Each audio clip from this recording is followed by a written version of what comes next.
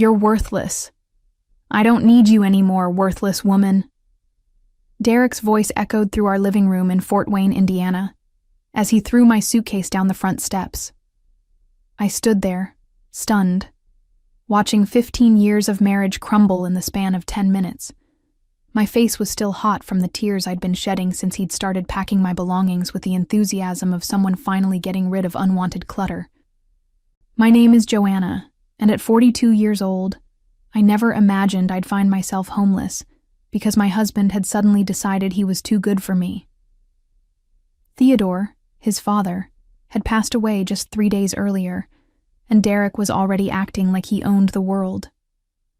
I'm rich now, Joanna. $75 million, Derek shouted, his face flushed with excitement as he stood in our doorway. I don't need some waitress dragging me down anymore. I'm gonna live like a king. The cruelty in his voice cut deeper than any physical blow could have. For 15 years, I had worked double shifts at Miller's Diner to keep us afloat, while Derek bounced between part-time jobs, claiming he was finding himself or waiting for the right opportunity. I had paid our mortgage, bought our groceries, and even covered his car payments when his employment was inconsistent, which was most of the time. Derek, please, I whispered, my hands shaking as I picked up the suitcase. We've been together for 15 years. Doesn't that mean anything to you? He laughed, a harsh sound that made my stomach turn. It means I wasted 15 years being held back by someone who wasn't good enough for me. Theodore always knew I'd amount to something great. That's why he left me everything. As I stood on the sidewalk, watching him close the door of what had been our home, I felt something inside me break. But it wasn't just heartbreak. There was something else brewing. A tiny voice in the back of my mind whispered that Derek might be celebrating a little too early. Theodore had always been kind to me, often more so than his own son, and I had spent countless hours caring for him in his final months, while Derek complained about the burden. The relationship with Theodore had been one of the few bright spots in my marriage. While Derek treated his father like an inconvenience, I had genuinely cared for the old man. After Theodore's first stroke 2 years ago, I was the one who drove him to physical therapy appointments when Derek was too busy playing video games. I cooked his favorite meals, helped him with his medication, and spent hours listening to his stories about building his construction empire from nothing. You're a good woman, Joanna, Theodore had told me just a week before he passed. We were sitting on his back porch, watching the sunset while Derek was inside, probably on his phone. You remind me of my wife, God rest her soul. She had the same kindness in her heart. I had smiled and patted his weathered hand. You don't need to thank me, Theodore. Your family. The old man had looked at me with those sharp blue eyes that age hadn't dimmed. Family isn't always about blood, dear. Sometimes it's about who shows up when it matters. At the time, I thought it was just the wisdom of an elderly man reflecting on life. I never imagined those words would prove prophetic. Derek's attitude toward his father's declining health had been embarrassing. He complained constantly about the smell of medications, the inconvenience of medical appointments, and the way Theodore's presence cramped his style. More than once, I caught Derek rolling his eyes when his father struggled with simple tasks or needed help getting around. Why can't he just go to one of those homes? Derek had grumbled to me after Theodore had a particularly difficult day following his second stroke. I didn't sign up to be a caregiver. He's your father, I had replied, shocked by his callousness. And this is his house. We're living here because he invited us to stay after you lost your job at the warehouse. Derek had shrugged, already turning his attention back to his phone. Whatever. Once he's gone, this place will be mine anyway. Then we can do whatever we want with it. The memory of that conversation now felt like a premonition. Theodore had witnessed his son's indifference and had clearly drawn his own conclusions about Derek's character. I remembered the way the old man's face had fallen when Derek made those comments, though he never said anything directly. Now, as I sat in my car in the parking lot of a budget motel, staring at the $43 in my wallet, I wondered if Theodore had seen something in those final months that the rest of us had missed. The funeral had been a small affair. Theodore hadn't had many close friends left, and Derek's behavior during the service had been shameful. Instead of mourning his father, Derek kept checking his phone and whispering to his brother Calvin about what they thought the inheritance would be worth. I heard Dad's construction company was valued at $60 million last year, Calvin had whispered during the eulogy, plus the house, the land, and all those investments. Derek had grinned like a child on Christmas morning. I'm thinking of buying a boat first. Maybe one of those big yachts I saw in Miami. I had been mortified by their behavior, but I was even more disturbed by something else I noticed. Vincent Rodriguez, Theodore's estate lawyer, kept glancing at Derek with an expression I couldn't quite read. It wasn't grief or sympathy. It was something closer to disapproval, mixed with what looked like anticipation. After the service, Vincent approached me with genuine warmth. Joanna, I'm so sorry for your loss. Theodore spoke about you often. He was very fond of you. Thank you, Mr. Rodriguez. He was a wonderful man. I'm going to miss him terribly. Vincent nodded, then glanced over at Derek, who was already discussing vacation plans with Calvin. The will reading is scheduled for Thursday at 2 p.m. Please make sure you're there. Something in his tone made me pause. Me? Derek said the lawyer told him it was just for family members. Vincent's expression darkened slightly. Theodore specifically requested that you attend. In fact, he insisted on it. That conversation had stuck with me for the 3 days since the funeral. Derek had been so confident about his inheritance that he'd already started making plans. He'd called a real estate agent about selling Theodore's house, contacted a luxury car dealer about trading in his old pickup truck, and even started looking at expensive condos in downtown Indianapolis. But there had been something in Vincent's manner that suggested Derek's confidence might be misplaced. The lawyer had looked at Derek the same way a teacher might look at a student who hadn't studied for an important test. As I sat in that motel room, eating a sandwich from the gas station next door, I found myself thinking about all the small moments I'd shared with Theodore. The way he'd smile when I brought him his morning coffee. How he'd insist on paying for groceries when I drove him to the store. The times he'd tell me stories about his late wife and how much I reminded him of her. Derek doesn't deserve you, Theodore had said once, when Derek had been particularly dismissive of my work at the diner. A man should appreciate a woman who works as hard as you do. Now, facing an uncertain future with almost no money to my name, I clung to those words like a lifeline. Maybe Thursday would bring more heartbreak, but something deep inside me whispered that it might bring something else entirely. Thursday arrived with the kind of gray, dreary weather that seemed to match my mood. I had spent the previous night at the Comfort Inn, using the last of my credit card availability to pay for the room. Derek hadn't called once to check on me, and when I'd tried calling him to discuss practical matters like our joint bank accounts, he'd sent me straight to voicemail. Vincent Rodriguez's law office was in a restored Victorian house downtown, with polished hardwood floors and walls lined with legal books. The waiting room smelled like leather and old paper, and classical music played softly from hidden speakers. It was the kind of place that suggested both tradition and serious money. Derek arrived 10 minutes late, wearing a new suit that he must have bought with money from our joint account. He walked in with the swagger of someone who believed he was about to become incredibly wealthy. Calvin was with him, both of them barely containing their excitement. "Sorry I'm late," Derek announced to the room, not sounding sorry at all.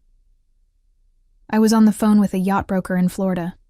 Gotta start planning how to spend all this money, right?" He glanced at me sitting in the corner and his expression shifted to mild annoyance. "What's she doing here? This is family business." Vincent Rodriguez emerged from his office before I could respond. He was a distinguished man in his 60s, with silver hair and the kind of steady presence that inspired confidence. "Derek, Calvin, Joanna, thank you all for coming. Please follow me into the conference room." The conference room was dominated by a large mahogany table surrounded by leather chairs. Vincent took his place at the head of the table, and opened a thick folder. Derek and Calvin sat on one side, while I took a chair across from them. The distance felt symbolic somehow. "Before we begin," Vincent said, adjusting his glasses, "I want to make sure everyone understands that this reading will proceed exactly as Theodore specified in his will. There will be no interruptions, no questions until I'm finished, and no disputes until the document has been read in its entirety." Derek leaned forward eagerly. "Whatever you say, Mr. Rodriguez. I'm ready to hear about my inheritance." Something in Vincent's expression shifted almost imperceptibly. "Derek, before we proceed, I have to ask, did you bother reading the copy of the will that was sent to you last week?" Derek waved his hand dismissively. "I skimmed it. All that legal language is confusing. I figured you'd explain everything today. Besides, I know Dad left everything to me. I'm his son." Vincent's eyebrows rose slightly. "I see. And you, Calvin?" Calvin shrugged. "Same here. Derek said it was all just formalities anyway." Vincent looked directly at me. "Joanna, did you receive a copy?" I shook my head. Derek told me I didn't need to see it because it didn't concern me. For a moment, Vincent's professional composure cracked, and I saw something that looked like anger flash across his features. "That's unfortunate, because it concerns you very much indeed." The room fell silent. Derek's confident smile faltered slightly, while Calvin shifted uncomfortably in his chair. I felt my heart begin to race, though I couldn't say exactly why.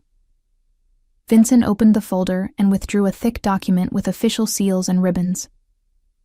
"The last will and testament of Theodore James Harrison," he announced formally. "Dated March 15th of this year." March 15th. That was just 2 months ago, well after Theodore's second stroke. My mind began to race, trying to remember what had been happening in our lives at that time. That was around when Derek had made his comment about putting Theodore in a nursing home, and when I'd started spending even more time caring for the old man. "Let's begin," Vincent said, and something in his tone suggested that nothing would ever be the same after the next few minutes. Vincent cleared his throat and began reading from the official document.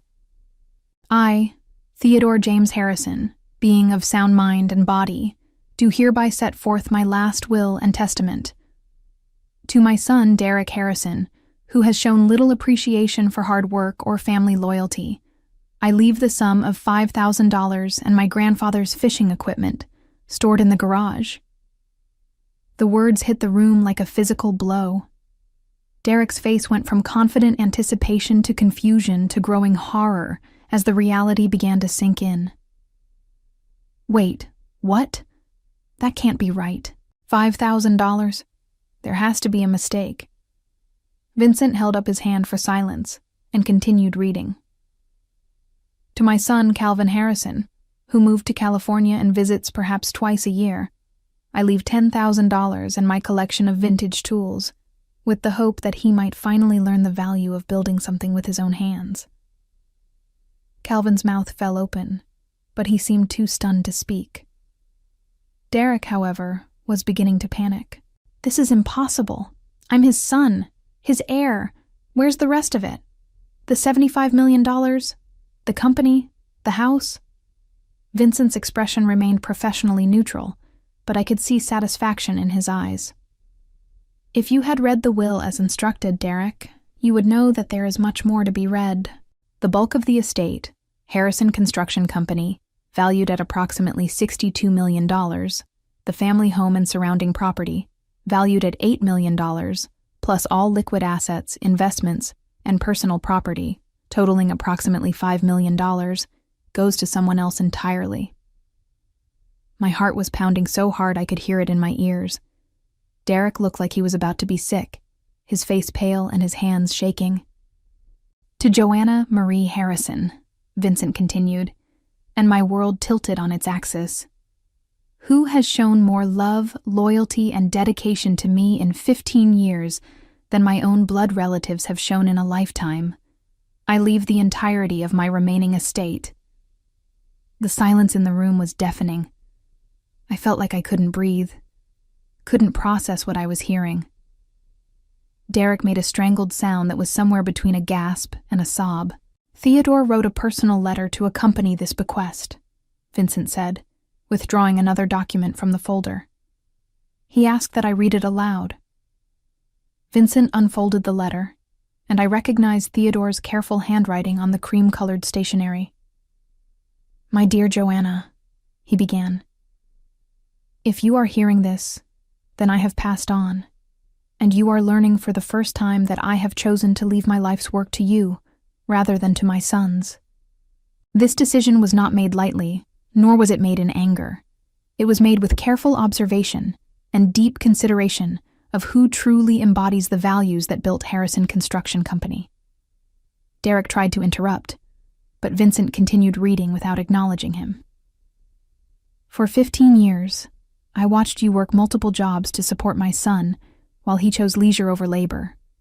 I watched you care for me in my illness with genuine compassion while Derek complained about the inconvenience. I watched you treat our home with respect while Derek saw it only as something to be sold for profit. Most importantly, I watched you demonstrate every day the qualities of character that I spent my lifetime trying to instill in my sons: kindness, integrity, dedication, and humility." By now, Derek was hyperventilating, and Calvin looked like he was in shock. But Vincent wasn't finished reading the letter. Vincent continued with Theodore's letter, his voice growing stronger with each word. "Joanna, you may wonder why I never spoke to you about this decision. The truth is, I wanted to observe how Derek treated you when he believed inheritance was certain. His behavior these past months, and particularly his treatment of you following my death, has only confirmed that I made the right choice." Derek suddenly lurched to his feet, knocking his chair backward. "This is insane. She's not even blood family. You can't just give away my inheritance to some waitress." Vincent's voice turned ice cold. "Sit down, Derek, or I'll have security escort you from the premises. Your father's will is legally binding, properly witnessed, and completely valid." Derek collapsed back into his chair, his face red and streaked with tears. "There has to be something I can do. I'll contest it. I'll prove he wasn't in his right mind." "I anticipated that response," Vincent replied calmly. Theodore underwent a complete psychological evaluation just weeks before signing this will. Dr. Elizabeth Morrison, the psychiatrist who conducted the evaluation, found him to be completely competent and clear-minded. Her report is part of the permanent record. He returned to the letter. "Joanna, I hope you will use this inheritance wisely. Harrison Construction Company employs 43 people, and they are good people who deserve security. The company is profitable and well managed by my foreman, Robert Patterson, who has been with us for 22 years. I trust you will keep him on and learn the business gradually." I found my voice for the first time since the reading began. "Mr. Rodriguez, I don't understand. How could Theodore have known that Derek would treat me the way he did?" Vincent set down the letter and looked at me with gentle eyes. "Theodore called me the day after he passed. He was still alive then, barely, but he was alert. He told me that Derek had already begun making plans to sell the house and had spoken cruelly to you about your future together. He asked me to make sure you attended this reading, knowing that Derek would likely try to exclude you." The room spun around me as the full magnitude of what had happened began to sink in. Theodore had not only witnessed Derek's true nature, but had planned this moment with the precision of a military operation.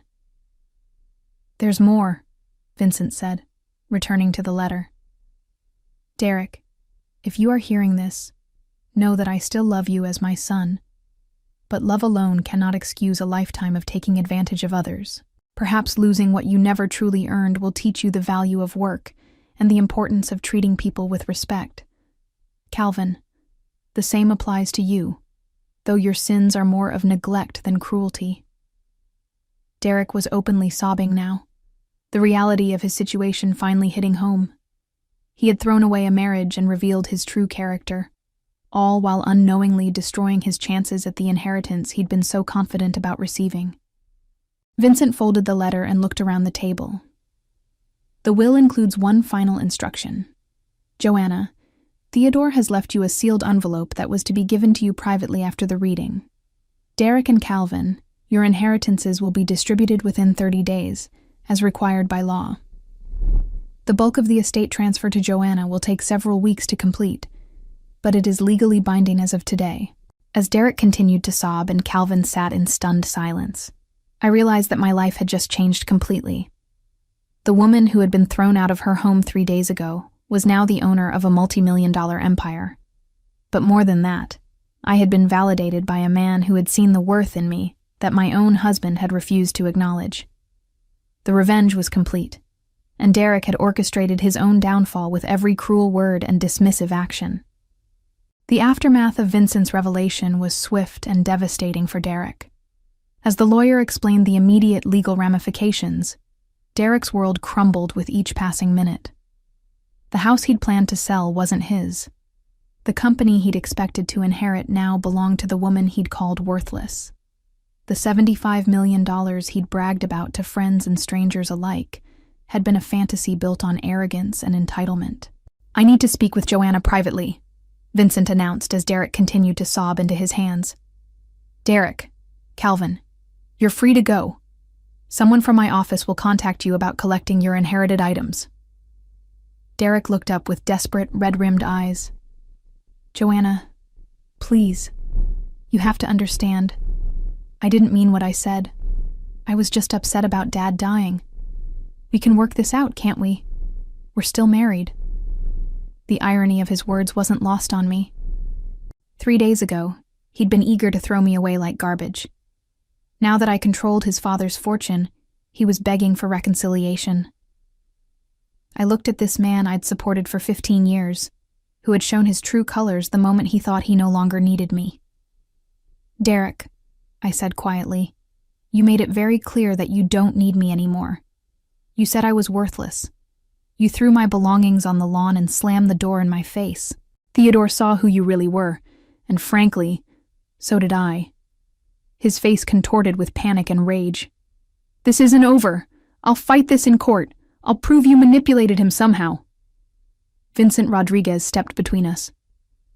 "Derek, I strongly advise against making threats. Your father's will is ironclad, and any attempt to contest it will only result in expensive legal fees you can no longer afford. You might want to focus on finding employment instead." Derek and Calvin left the office in devastation, their dreams of easy wealth shattered by their own character flaws.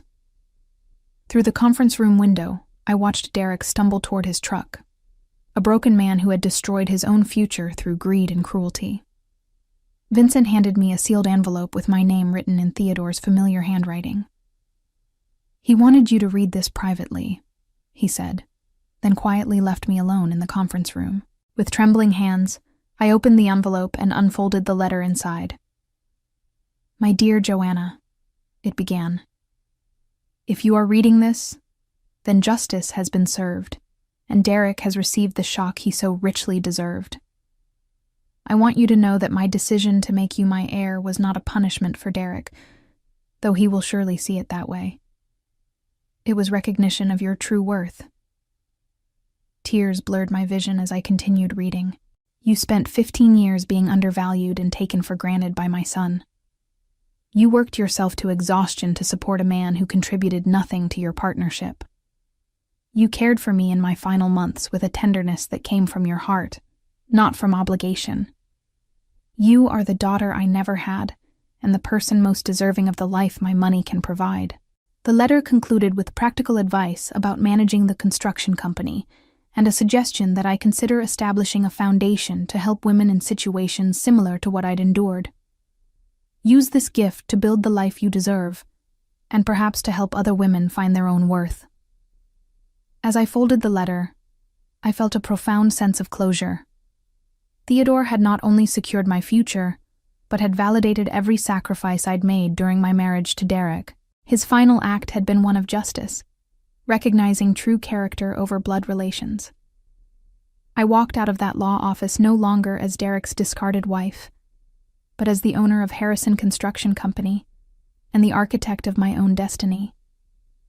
The revenge had been served not by me, but by a man who had observed, judged, and acted with the precision of someone who understood the true meaning of justice. Derek faced complete financial and social ruin in the weeks following the will reading. His premature celebration of an inheritance he never actually received became the subject of cruel gossip throughout Fort Wayne, as word spread that Theodore had deliberately chosen his daughter-in-law over his own son. Derek's attempt to contest the will failed spectacularly when the court reviewed Theodore's psychiatric evaluation and multiple witness testimonies about Derek's treatment of both his wife and his dying father. With only $5,000 to his name and no employable skills after years of depending on others, Derek was forced to move into his mother's basement apartment while facing the mockery of former friends who had watched him boast about wealth that was never his. His reputation was permanently destroyed, and potential employers invariably learned about the man who had been so worthless that his own father left millions to his ex-wife instead. 6 months later, as I signed the papers establishing the Theodore Harrison Foundation for Women's Independence, I smiled, knowing that his final gift had been more than financial security. It had been the recognition that my years of dedication and sacrifice had been noticed and valued by someone who truly mattered. Looking back on the journey from worthless castaway to empowered businesswoman, I understood that the best revenge had been allowing Derek to reveal his true character, while Theodore watched and judged accordingly.